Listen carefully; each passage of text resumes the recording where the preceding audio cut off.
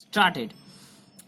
तर आपला 12वीचा टॉपिक आहे जो स्टार्ट होणार आहे एलिमेंटरी ट्रान्सफॉर्मेशनने. Elementary transformation for inverse trigonometry, inverse matrices. Inverse मॅट्रायसिससाठी एलिमेंटरी ट्रान्सफॉर्मेशन खूप इम्पॉर्टंट आहे. याच्या अगोदर आपण बेसिक मॅट्रिक्स कशाला म्हणतात, मॅट्रिक्सचे टाईप काय आहे, ट्रान्सपोज काय आहे, डिटर्मिनंट काय, हे सगळं पाहिलं होतं. त्यांचे ऑपरेशन, त्याच्या प्रॉपर्टी एलिमेंटमध्ये लर्न केल्या होत्या.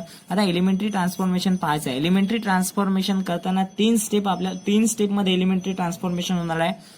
तर फर्स्ट स्टेप आहे interchange of any two rows और एनी टू कॉलम. म्हणजे आपल्याला जेव्हा एलिमेंटरी ट्रान्सफॉर्मेशन करायचं, ट्रान्सफॉर्मेशन म्हणजे चेंज करणे, बदलवणे, तर तो ट्रान्सफॉर्म काय करायचा आहे, कोणतेही दोन रोज किंवा कोणतेही दोन कॉलम, मॅट्रिक्स मधले कोणतेही दोन रोज किंवा कोणतेही दोन कॉलम इंटरचेंज करता येतात. त्यानंतर सेकंड आहे multiplication of the element of any rows or column by non zero scalar.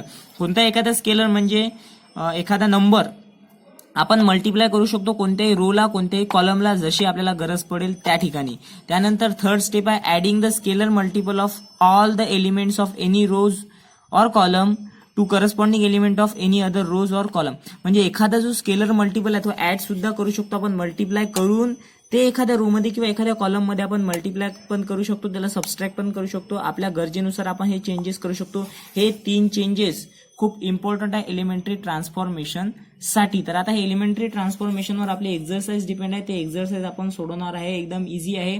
तर चला मग सोडूया एक्झरसाइज. पहिला क्वेश्चन आहे आपला एलिमेंटरी ट्रान्सफॉर्मेशन मध्ये, apply the given elementary transformation of the following matrices. खाली मॅट्रायसेस दिलेले, त्या मॅट्रायसेसवर आपल्याला एलिमेंटरी ट्रान्सफॉर्मेशन करायचं आहे. ए हे एक मॅट्रिक्स आहे ज्यामध्ये एलिमेंट्स दिले 1 0 -1 आणि 3. याच्यावर आपल्याला कोणतं ऑपरेशन करायचं आहे, R1 इंटरचेंजेस R2. हा डबल हेडेड जो एरो आहे तो इंटरचेंजचा दाखवतो. मॅथमॅटिकल लॉजिक्स मध्ये हा डबल इम्प्लिकेशनचा आहे. इथं हा ट्रान्सफॉर्मेशनसाठी वापरतो, म्हणजे हे दोन चेंज केले जातात. तर आन्सर मध्ये, सोल्युशन मध्ये सरळ पहिल्यांदा जी मॅट्रिक्स दिलेली आहे ती लिहून घ्यायची. त्यानंतर इथे जे चेंजेस करायचे आहे, काय चेंजेस करायचे आहे, bye R1 interchanges R2 we get. म्हणजे आता मला सांग R1 कोणता आहे, हा आहे R1, हे आहे R2. हा आहे कॉलम नंबर 1, हा आहे कॉलम नंबर 2. आपल्याला रोज चेंज करायला सांगितला, R1 सोबत R2 चेंज करायला सांगितला, तर होणारी मॅट्रिक्स काय राहणार आहे, ए ही मॅट्रिक्स तयार होणार आहे. आता -1 3 आपण R2 ला R1 मध्ये लिहिलं आणि R1 ला R2 मध्ये लिहिलं. म्हणजे काय केलं, पहिला जो रो आहे त्याला सेकंड केलं आणि सेकंड जो रो आहे त्याला पहिलं केलं. सिंपल आहे. अशाच प्रकारे आपण चेंज करू शकतो. आता पाहूया दुसरा क्वेश्चन. त्यामध्ये आपल्याला काय करायला सांगितलं, दुसरी एक मॅट्रिक्स दिलेली आहे बी, ज्यामध्ये एलिमेंट दिलेले आहे 1 -1 आणि 3. दुसरे दिलेले आहे 2 5 आणि 4. इथं काय करायला सांगितलं आपल्याला, operation R1 changes R1 -R2. R1 ला चेंज करायला सांगितलं, R1 मधून R2 ला मायनस करायला सांगितलं. तर आन्सर मध्ये हीच मॅट्रिक्स लिहून घ्यायची आहे, bye R1 changes R1 -R2 we get. आपण काय घेत, आपल्याला काय मिळणार आहे, ह्या R1 ला चेंज करायचा फक्त. तर ते नवीन तयार होणारी मॅट्रिक्स. आता R1 मध्ये किती एलिमेंट आहे, 1, आणि त्याला त्यातून मायनस करायचे -2. म्हणजे काय होईल इथं, 1 -2. 1 -2 म्हणजे -1. -1 -5 म्हणजे -6 येणार आहे. 3 -4 करायचे म्हणजे -1 आणि R2 जसच्या तसा लिहायचा. तर ही जी तयार झालेली मॅट्रिक्स आहे, ही मॅट्रिक्स या इंटरचेंजेसनं तयार झालेली आहे. R1 -R2 ने तयार झालेली मॅट्रिक्स आहे. तर अशा टाईपनं हे मॅट्रिक्स तयार होते. आता थर्ड आपल्याला थोडं डिफिकल्ट, कॉलम. आता रोज चेंज केले, कॉलम चेंज करू. तर कॉलम कशी, ए ही एक मॅट्रिक्स आहे ज्यामध्ये एलिमेंट आहे 5 4 1 3. काय सांगितलं तर करायला, C1 interchanges C2. Column change करायला सांगितले, तर सरळ सरळ आन्सर मध्ये कॉलम चेंज करू. कोणते कॉलम आहे, हा एक पहिला कॉलम आहे, दुसरा कॉलम C1 C2. C1 ला C2 सोबत चेंज करायला सांगितलं, म्हणजे जो दुसरा कॉलम आहे त्याला पहिलं लिहायचं आणि पहिला कॉलम आहे त्याला दुसरं लिहायचं. याला म्हणतात कॉलम चेंजेस, कॉलम ट्रान्सफॉर्मेशन. आणखी एक मॅट्रिक्स दिलेली आहे, त्याला सुद्धा चेंज करायला सांगितलं. चौथ्या क्वेश्चन मध्ये बी एक मॅट्रिक्स आहे ज्याच्यामध्ये एलिमेंट आहे 3 1 आणि 4 आणि 5. आता इथं चेंजेस काय करायला सांगितले, R1 आणि R2 दोन्ही रोज इंटरचेंज करायला सांगितलं. आणि ह्या चेंजेसमध्ये आणि ह्या चेंजेसमध्ये तुम्हाला काय ऑब्झर्व होते ते पाहायला सांगितलं. तर इथं इथचा चेंज करून घेऊ आपण, याच क्वेश्चन मधला चेंज करून घेऊ. 4 5 3 1. आता हा चेंज आणि हा चेंज केल्यावर आपल्याला मिळालेला मॅट्रिक्स काय आहे, दोन्हीही सिमिलर मॅट्रिक्स आहे. याला इक्वेशन 1, याला इक्वेशन 2 जर म्हटलं याच क्वेश्चन मध्ये, तर ह्या दोन्ही मॅट्रिक्स कशा दिसतात आपल्याला, equal. From equation 1 and 2 the observe new matrices equal. New matrices काय आहे, इक्वल आहे. Are equal. हे आपल्याला ऑब्झर्वेशन इथं दिसलेलं आहे की दोन्ही मॅट्रिक्स काय झालेले आहे, इक्वल दिलेले आहे. आता आणखी आपल्याला चेंज करायला सांगू शकते. स्केलर मल्टिप्लिकेशन त्याच्या कॉलमला किंवा त्याच्या रोजला मल्टिप्लाय सुद्धा करायला लावू शकते. तर ते पण करूया, ते पण पाहूया आता. नेक्स्ट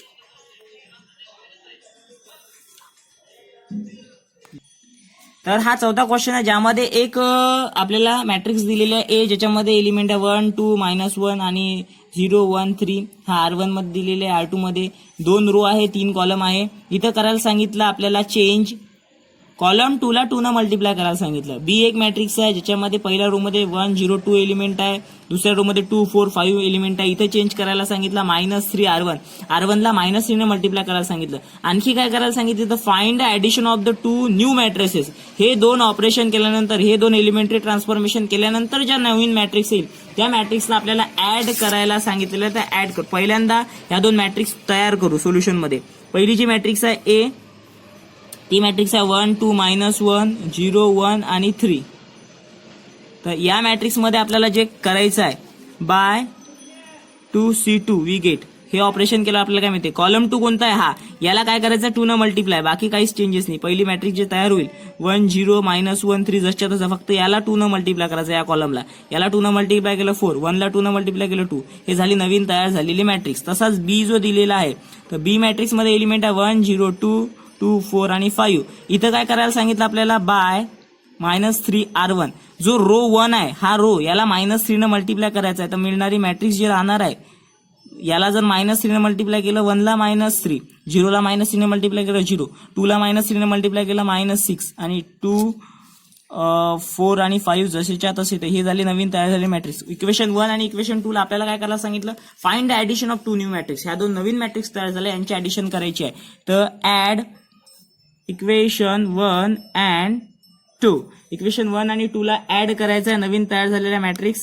पहिली मॅट्रिक्स आहे आपली 1 4 -1 0 2 आणि 3. हे आणि याच्यासोबत ऍड करायची आहेत -3 0 -6 2 4 आणि 5. 2 रो आणि 3 कॉलम असणाऱ्या मॅट्रिक्स. आता ऍडिशन कशी करतात आपल्याला माहिती आहे. ह्या एलिमेंटला या एलिमेंटशी ऍड करायचं आहे. 1 plus -3, 1 plus into minus minus, 1 -3 काय येणार आहे -2, 4 प्लस 0 काय येणार आहे 4, -1 प्लस इंटू -6 म्हणजे -1 -6 काय येणार आहे -7, 0 प्लस 2 2, 2 प्लस 4 6, 3 प्लस 5 5. जिथला जो एलिमेंट आहे तोच एलिमेंट इक्वल ऑर्डर वाल्या मॅट्रायसेसची ऍडिशन होते, आपण पाहिलं होतं. जर सेम नंबर ऑफ रोज आणि सेम नंबर ऑफ कॉलम असेल तेव्हाच त्या मॅट्रिक्स ऍड होतात. तर हे तयार झालेली नवीन मॅट्रिक्स आहे. 5 प्लस 3 इथे येईल 8, 2 प्लस 4 6, 5 प्लस 3 8. हे झाली तयार झालेली नवीन मॅट्रिक्स. अशा प्रकारे हा क्वेश्चन होतो सॉल्व्ह. असंच तुम्हाला एक होमवर्क देतो, ते तुम्ही करून पहा. ज्यामध्ये एक मॅट्रिक्स आहे ए, 3 रो 3 कॉलम वाली मॅट्रिक्स आहे, ज्यामध्ये पहिल्या कॉलम मध्ये एलिमेंट आहे 1 2 3, दुसरे एलिमेंट आहे -1 1 आणि 3, थर्ड रो मध्ये एलिमेंट आहे 3 0 आणि 1. आपल्याला करायला सांगितलं 3 इंटू R1 पहिलं row transformation, R3 and then नंतर करायला सांगितलं C3 प्लस 2C2. हे एवढे ऑपरेशन, पहिले हे रो ट्रान्सफॉर्मेशन एलिमेंटरी ट्रान्सफॉर्मेशन, नंतर हे एलिमेंटरी ट्रान्सफॉर्मेशन करायला सांगितलं. आणि मिळणाऱ्या मॅट्रायसेस काय राहणार आहे ते आपल्याला सांगितलं. एस पासून आपल्याला काय काय मिळते ते विचारलेलं आहे. 2 करायला सांगितलं, हे 2 तुम्ही करून घ्यायचं. थँक्यू. घरीच राहा, सुरक्षित राहा आणि अभ्यास करत राहा.